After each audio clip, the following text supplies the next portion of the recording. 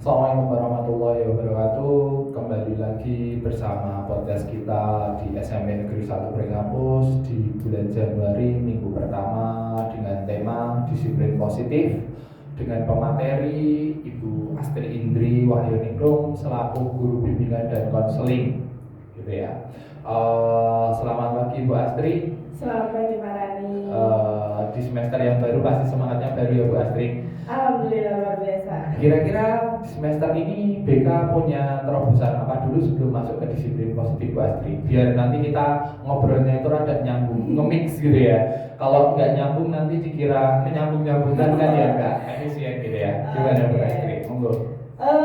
Kalau terobosan sebenarnya kalau dari BK lebih ke kita merefleksi ke tahun 2023. Apa yang sudah terjadi di tahun 2023 kita pelajari, kita identifikasi bagaimana itu bisa menjadi tolak ukur supaya tahun 2024 kita jadi bisa lebih ya, segala pelayanan BK bisa lebih baik, bisa lebih optimal dalam membantu anak-anak untuk mencapai perkembangannya lebih optimal. Perkembangan seusianya ya, karena yang ditakutkan itu perkembangan sekarang itu nggak sesuai usianya ya. Iya, itu makanya itu yang perlu diantisipasi. Di 2023 sudah banyak banget yang terjadi, perkembangan sudah sangat pesat. Bagaimana anak memahami segala sesuatu dengan apa ya, dengan lebih dari apa yang kita ekspektasikan gitu ya, kan. kadang suka gitu ya. Iya.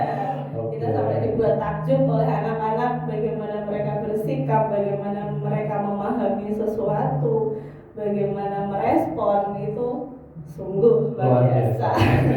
Oke. Bu Astri, kira-kira menurut Bu Astri itu disiplin positif itu apa sih buat anak kita?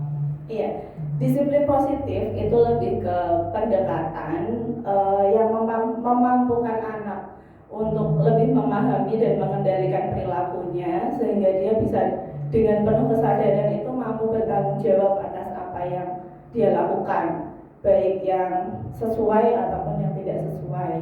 Berarti secara tidak langsung disiplin positif itu dari kesadaran diri anak itu sendiri. Iya, betul. Sebenarnya kalau misalnya kita menilik dari kata disiplin itu erat kaitannya dengan pemberian hukuman gitu kan. Yeah. Bagaimana kita membuat anak berubah dari perilaku yang kurang sesuai menjadi lebih sesuai.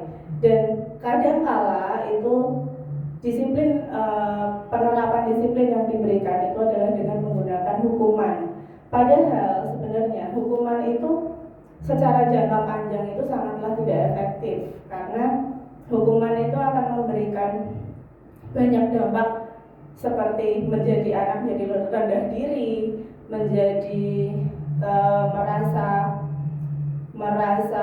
merasa dijatuhkan harga dirinya gitu. Jadi di sini istilah disiplin positif itu diberikan adalah untuk mengubah perilaku anak yang tidak sesuai, tapi dengan cara-cara yang positif sehingga anak itu menyadari bahwa apa yang kita terapkan ke anak itu bukan semata-mata untuk menghukum atau merendahkan harga dirinya, tapi itu adalah semata-mata untuk menggugah kesadaran dia bahwa apa yang dia lakukan itu belum betul gitu. Berarti secara tidak langsung, misalnya ini contoh ya Bu Astri, ketika disiplin positif kita saya menghukum anak untuk misalnya ketika saya jelaskan malah tidak mendengarkan untuk maju menjelaskan materi yang saya jelaskan, apakah itu termasuk disiplin positif Bu Astri? Nah, tujuannya kan kalau disiplin positif kan untuk meluruskan anak ya Bu Astri ya. Ini juga tujuan saya juga kayak gitu. Bagaimana itu menurut pendapat Bu Astri selaku guru bimbingan dan konseling biar kita sama-sama terbuka gitu ya? Iya. Gini Pak Rani, sekarang kita cari perbedaannya antara hukuman dan disiplin positif. Kalau dalam hukuman itu lebih biasanya ini saya bicara masalah bagaimana orang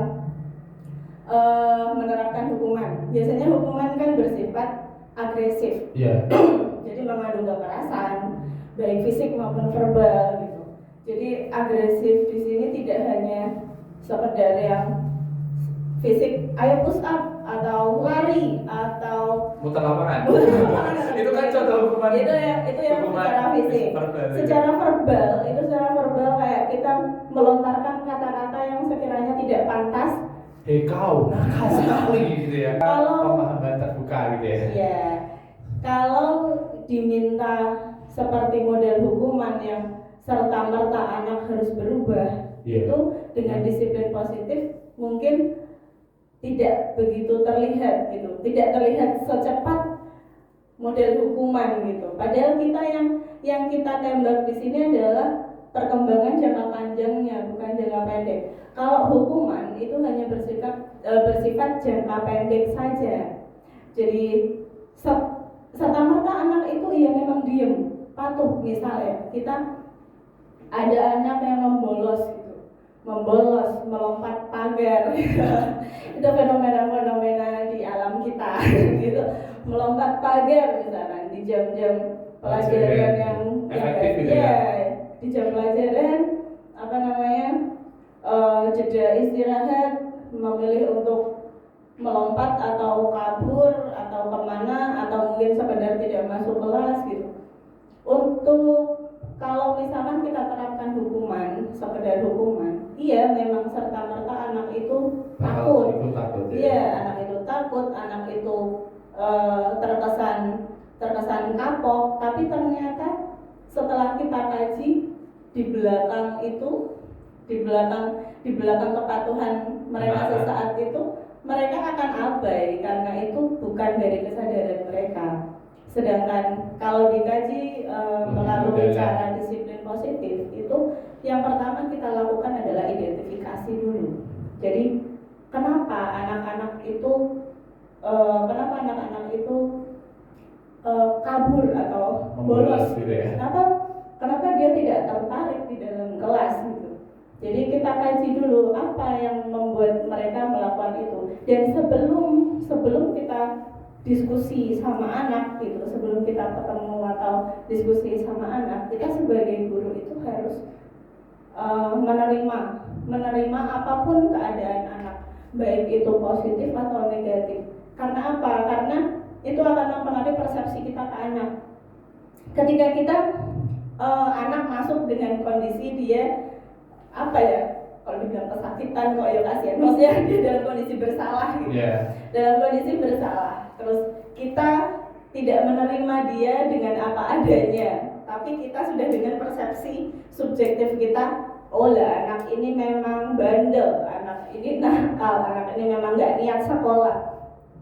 Label-label seperti itu yang kita tanam itu nantinya akan terlontar melalui pikiran dan mulut kita ketika kita memberikan masukan-masukan ke anak gitu. Jadi yang perlu dilakukan adalah kita menerima dulu.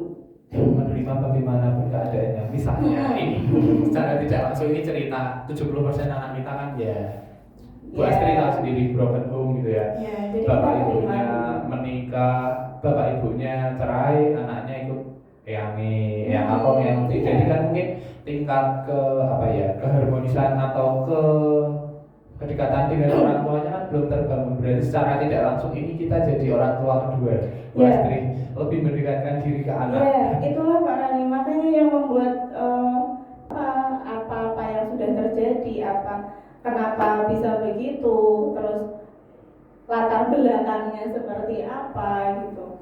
Karena memang perkembangan anak itu kan memang di usia remaja itu kan memang masih labil-labilnya. Mereka masih di ranah pencarian jati diri. Sedangkan kalau dia dalam masa pencarian jati diri tapi dia dengan latar belakang keluarga atau lingkungan di rumah yang kurang support dan kurang mendukung dan terutama kurang sehat gitu untuk perkembangan mereka, ya begitulah jadinya gitu. Dan cara orang untuk mendisiplinkan anak itu lain-lain, tapi kalau kita bicara tentang ranah disiplin positif, ya berarti kita disiplinkan anak dengan cara yang positif. Iya, Bu Astri.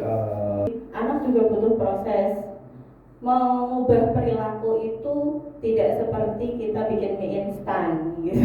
Mie instan kan perlu direbus, Bu Astri. Nggak mungkin direbus kok. apalagi perubahan apa kayak mie instan dibalik itu kan nggak bisa Nggak gitu ya. bisa cuma cemplung mateng kayak bikin Pop mie. mie Mie gitu cup. langsung dituang air panas mateng, nggak bisa. Jadi butuh proses gitu. Butuh waktu. Mungkin waktu, kita butuh tidak bisa proses. menjawab gitu ya Mbak Astri ya. Iya. Yang menjawab hanya diri anak itu sendiri, lebih kemantapan gitu ya Mbak Astri. Terima kasih bincang pada pagi hari ini ya. Podcastnya luar biasa hari ini untuk Bu Astri, luar biasa. Terima kasih Bu Astri, sehat-sehat, dijaga mentalnya biar kuat menghadapi anak-anak kita yang luar biasa gitu ya. Saya akhiri sampai di sini. Assalamualaikum warahmatullahi wabarakatuh. Sampai berjumpa di podcast minggu selanjutnya. Hai.